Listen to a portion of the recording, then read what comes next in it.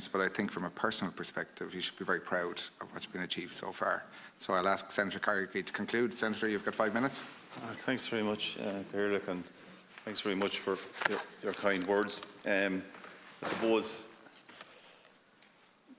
ultimately, this report is about giving every child the same chance in life and the opportunity to achieve their potential, whatever that may be. I had the book with me, and it was one of the reasons why I put that quote into the forward, and Aaron spoke on it, and that was the words of Fiachra Ryan. I think it sums up a lot, and I'm just going to say it again.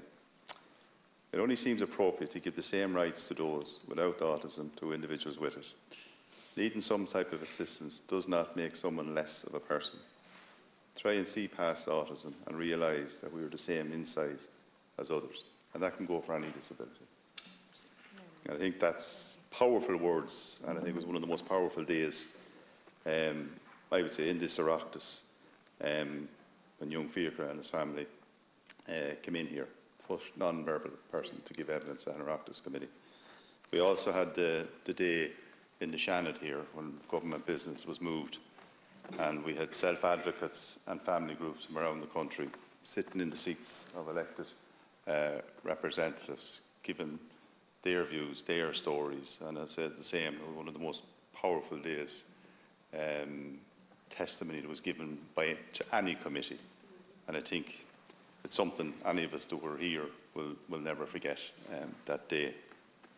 I'd like to thank all the members for their contributions to the debate, and particularly thank them for the comments that they made of myself. But this was a committee, of a cross-party committee of members of Dáil and Shannon, and I want to acknowledge the Shannon members, Senator Wall, Senator Flynn, Senator Garvey and Senator Arda, who were part of that committee. And as I say, indeed, thank my fellow members from the Dáil who were also on that committee. You've mentioned, Minister, and I want to particularly thank yourself and other members have highlighted your contribution, and you've made an immense contribution. You haven't been afraid to take on the department, to take on the HSE and fight for those, and you've listed out the numerous advances that have been made, and significant numbers of them are actually recommendations that are in the report that have been implemented.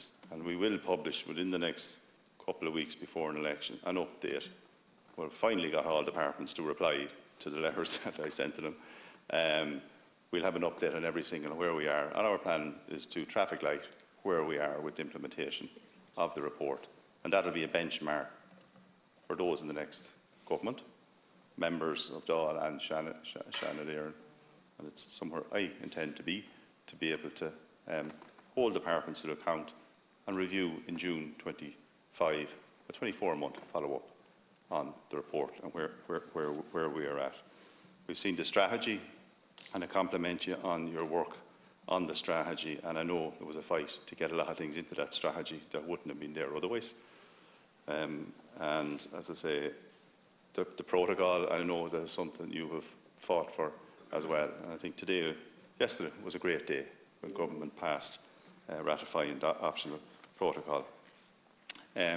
It's important to note the work, and Adam and Niamh and Michael are here from As I Am, and the work that they have done over the last into its 11th year to putting it on the national agenda. And we thank you for your work, and you have a lot of further work to do.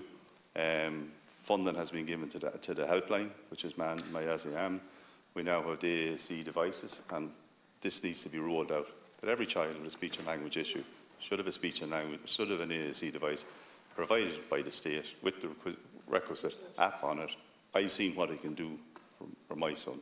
It can do the same for every child, and it needs just to be rolled out. The reality is we don't have the therapists there. It's going to be difficult, despite the increased number of places in the third level colleges. We need more and more and more, but a lot of work can be done at home by parents with that technology in place, and we just need to roll that out. The one-stop shop, and I know both myself and Senator Wall, we were over with the Scottish Health Minister just 12 months ago, actually, I think last week, where we met the Scottish Health Minister, people in the Department of Health over there, Scottish Autism, and I think, you know, yourself, Minister, and were over there, and it showed what what benefit those community hubs are over there. And we need to see the rollout of that across all UREO areas or the old CHO areas as well, and regionalise them across the country, that every child, every parent, every family has access to that community hub and that community support. A number of senators mentioned the project here in Leinster House, and we've spoken about the OWL project, and every day I come in here and I see the OWL trainees, puts a smile on my face. It's brilliant to see that opportunity be given to them, and I think the project that we did here, Autism Friendly Project, the training project, the awareness project, I think is a catalyst for the rest of government departments across the country doing the same. And it's important, I think, to put on record our thanks to the Can Corla, the entire Parliamentary Services, Roisin Deary and the EDI team that have led out and support those projects.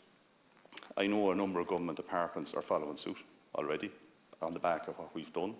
Other agencies and even other sporting agencies that have come on board. And that awareness project here, I believe, will lead to society changing and society understanding and society being aware.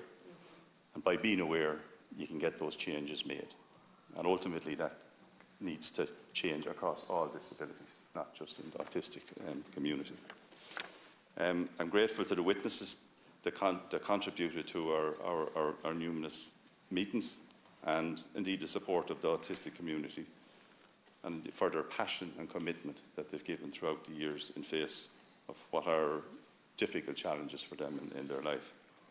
And it's been a privilege for me to work so closely with the community on the report, and I'm grateful for their continued cooperation, in spite of a sense of disappointment they might feel of having been marginalised maybe by the state and society. But I honestly, that is changing.